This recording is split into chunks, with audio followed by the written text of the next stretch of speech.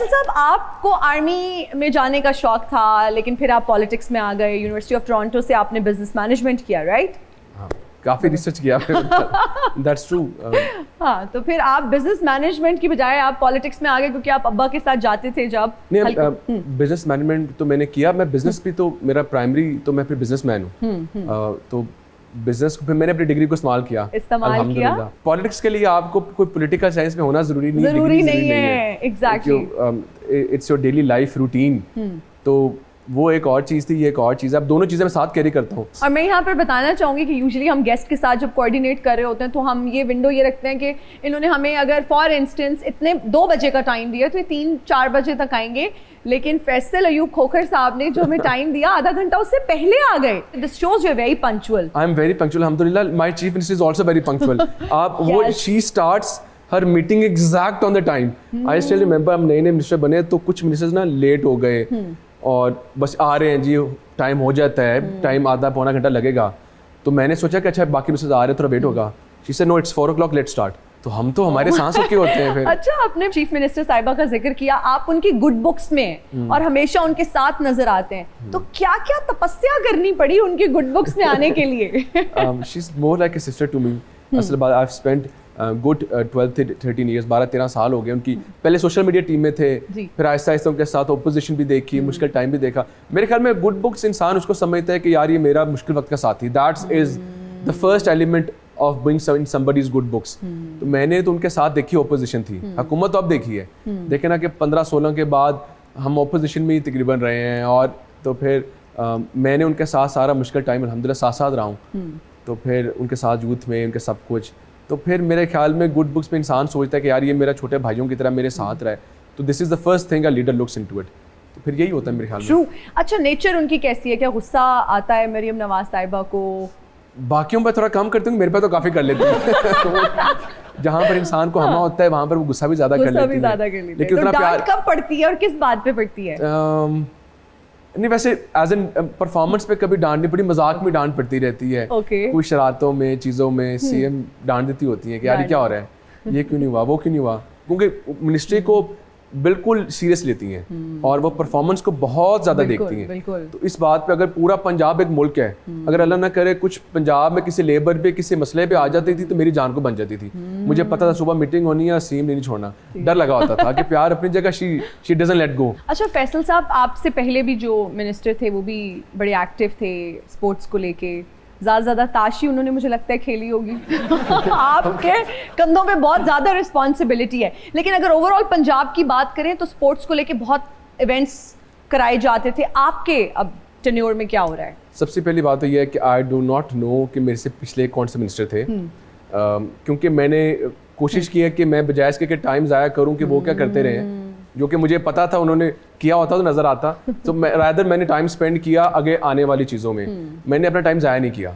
तो सबसे पहली बात तो ये थी कि इंफ्रास्ट्रक्चर पंजाब में मौजूद था, but it was in ruins, बुरा हाल था। इतने बड़े स्टेडियम्स थे, चीज़ें थी, सेलिंग्स ख़राब थी, चीज़ें ख़राब थी, इंफ्रास्ट्रक्चर मौजूद नहीं था। तो मैं कॉम्पिटिशन्स कहाँ पर कराता? तो इट टुक मी 1 ईयर। तो जो मैंने इनिशिएटिव्स लिए, हमने अल्हम्दुलिल्लाह 100 के करीब गिव एंड टेक हमने स्कीम स्टार्ट की और रिहेबिलिटेट भी की। तो उसके लिए तकरीबन 10 अरब से ज़्यादा पैसे चीफ मिनिस्टर से लिए और उन्होंने दिए, और तमाम जो पूरे पंजाब ऑल 36 डिस्ट्रिक्ट्स सब में अल्हम्दुलिल्लाह हमने स्पोर्ट्स के फैसिलिटीज़ को दोबारा तैयार किया। अब अल्हम्दुलिल्लाह वो सब तैयार हो गई। तो उसके बाद फिर हमने अगला स्टार्ट किया टैलेंट हंट प्रोग्राम। हमने कहा कि क्योंकि टैलेंट पंजाब में कभी भी कमी नहीं थी, it is full of talent.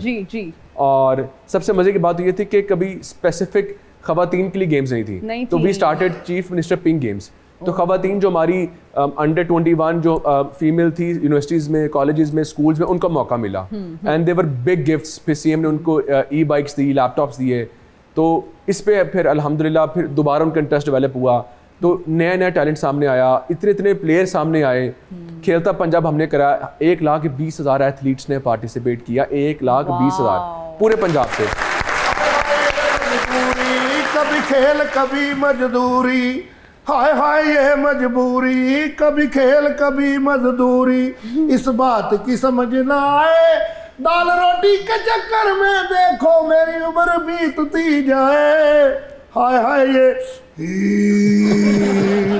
Junior के पास और लगता है और गोल। लगता है इनको आज इनकी दिहाड़ी नहीं लगी, बेचारे सदमे से पागल हो गए हैं। कौन है भाई साहब आप? मैं मजदूर जूनियर। हैं? मंजूर जूनियर को तो हम सब जानते हैं, हमारे हीरो थे। पाकिस्तान जब हम हॉकी टीम का जिक्र करते हैं तो उसके कैप्टन थे। आप कौन है भाई? मैं मजदूर जूनियर हाँ। वो तो वड्डे लोग ਉਹਦੇ मैच खेले ने ना, सानू नाल मजदूरी करनी पैंदी है, इसलिए मेरा नाम मजदूर जूनियर है। एक मिनट, हमारे पास स्पोर्ट्स मिनिस्टर बैठे हुए हैं ਤੇ ਇਹਨਾਂ ਕੋਲ ਹੀ ਤੇ ਮੈਂ ਆਇਆ ਖੋਖਰ ਸਾਹਿਬ ਦੇ ਕੋਲ। खोखर साहब ਹਾਂ ਸਾਡੇ ਮੁਤਾਲਬੇ ਪੂਰੇ ਕਰੋ, ਸਾਡੇ ਮੈਚ ਕਰਵਾਏ ਜਾਣ, ਅਸੀਂ ਮਜ਼ਦੂਰ ਆ, ਸਾਡੀਆਂ ਤਨਖਾਹਾਂ ਵਧਾਈਆਂ ਜਾਣ। ਖੋਖਰ ਸਾਹਿਬ ਤੁਸੀਂ ਹਾਕੀ ਵੱਲ ਗੌਰ ਨਹੀਂ ਕਰਦੇ ਜ਼ਰਾ ਵੀ। पहले ਤੁਸੀਂ ਦੱਸੋ ਹਾਕੀ ਵਾਲੇ ਗੌਰ ਕਰਾਂਗੇ, ਤੁਹਾਡੀ ਤਨਖਾਹ ਵਾਲੇ ਗੌਰ ਕਰਾਂ। दो मुतालबत मैं इकट्ठे आ गए। मजदूर भी है ना नाल है, देखो है उत्तों मजदूर थलो हाकी वाला। मैं अपनी बेटी के साथ रेस्टोरेंट के अंदर, तो फिर मुझे मेरी बेटी कहती है बाबा मुझे लगता है कि यहाँ भी चेक करें, यहाँ सैलरीज पूरी मिल रही हैं। तो हमने उसको वेटर को बुलाया, उसे डरते डरते बताया पैसे कम मिल रहे हैं। फिर थ्रू आउट उनकी जितनी भी पूरी चेन थी उनकी पूरे पंजाब में, उन पर फिर इम्प्लीमेंटेशन करी कि 40,000 कम से कम दी जाए। काफ़ी ज़्यादा सख्ती की हुई थी। तो एक्चुअली वो कम दे रहे थे। तो इस तरह मैंने काफ़ी ज़्यादा इससे अंडर कवर क्रैकडाउन किए ताकि तनख्वाहें पूरी मिले।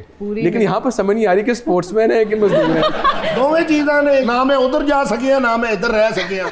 ਦੇਖੋ ਤੁਸੀਂ ਕ੍ਰਿਕਟ ਦੇ ਮੈਚ ਕਰਾਉਂਦੇ ਹੋ ਨਾ ਜੀ, ਉਹਦੀਆਂ ਲੀਕਾਂ ਕਰਾਉਂਦੇ ਹੋ, ਤੁਸੀਂ ਇਹ ਹਾਕੀ ਦੀਆਂ ਵੀ ਕਰਾਓ। ਕ੍ਰਿਕਟ ਵਾਲੇ ਜਿੱਤਦੇ ਨੇ, ਉਹਨਾਂ ਨੂੰ ਵੱਡੇ ਵੱਡੇ ਕਮਰਸ਼ੀਅਲ ਮਸ਼ਹੂਰੀਆਂ ਮਿਲਦੀਆਂ ਨੇ ਨਾ, ਮੈਨੂੰ ਮਸ਼ਹੂਰੀ ਕੋਈ ਨਹੀਂ, ਮੈਨੂੰ ਗੱਚਕ ਦੀ ਮਸ਼ਹੂਰੀ मिलती है। आपको कौन देता है कमर्शियल्स में? कमर्शियल्स में लेता है। मेरे पे एक राय है, ये डॉली जी की टिकटॉक पे है, शायद कोई कमर्शियल मिल जाएगा। नहीं, मेरे अभी इतने बुरे दिन नहीं आए हैं।